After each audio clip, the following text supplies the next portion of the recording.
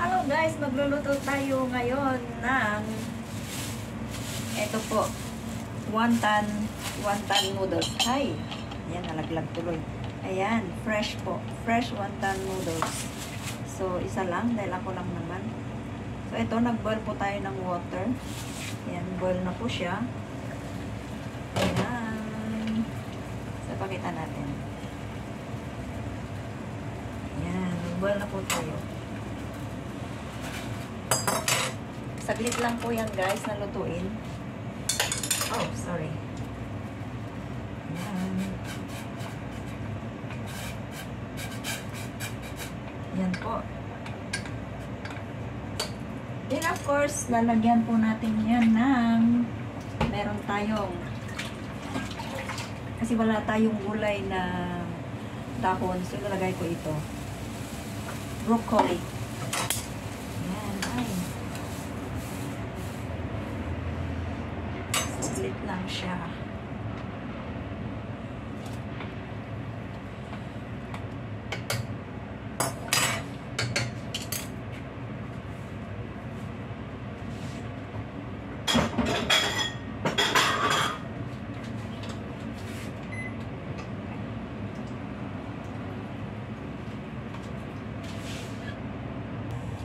So, ayan guys, luto na siya.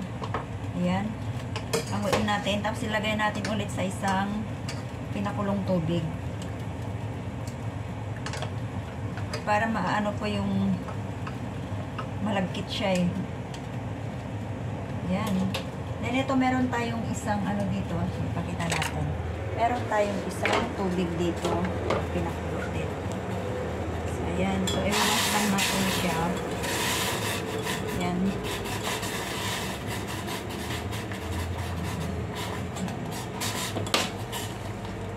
Ito na.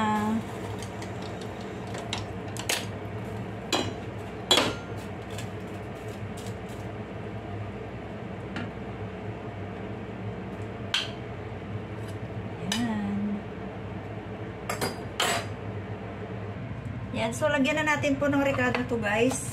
Since ito ay naluto na, ito lagyan po natin ng oyster, dark sauce, and then sesame oil.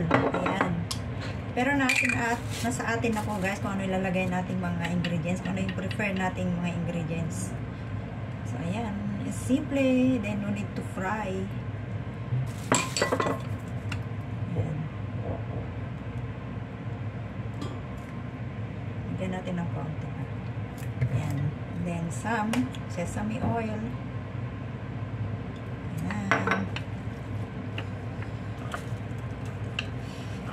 Ganito lang po guys. Then, pwede po rin ninyo lagyan ng chili sauce. Ayan.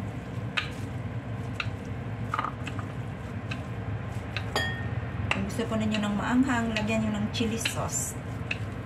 Yan, ganito lang po yan guys. Kasarap, kadali ang magluto ng wonton noodles. Yan, wonton noodles. Yan. Then, gawa tayo ng ating itlog. Lagay natin ng itlog. Itlog at gulay lang po ang ating ingredients. Yan. Wow. So, ito po guys, magluto tayo ng itlog. Ilagay natin yung itlog. Yan. Hindi na natin kailangan i-fry. Just boil only the egg. Yan.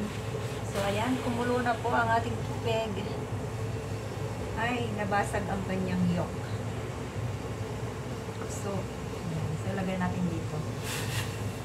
Yan. Ang ating tubig.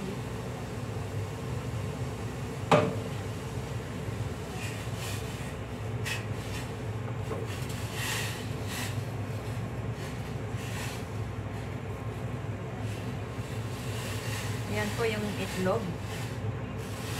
Hindi na natin kailangan i-fry.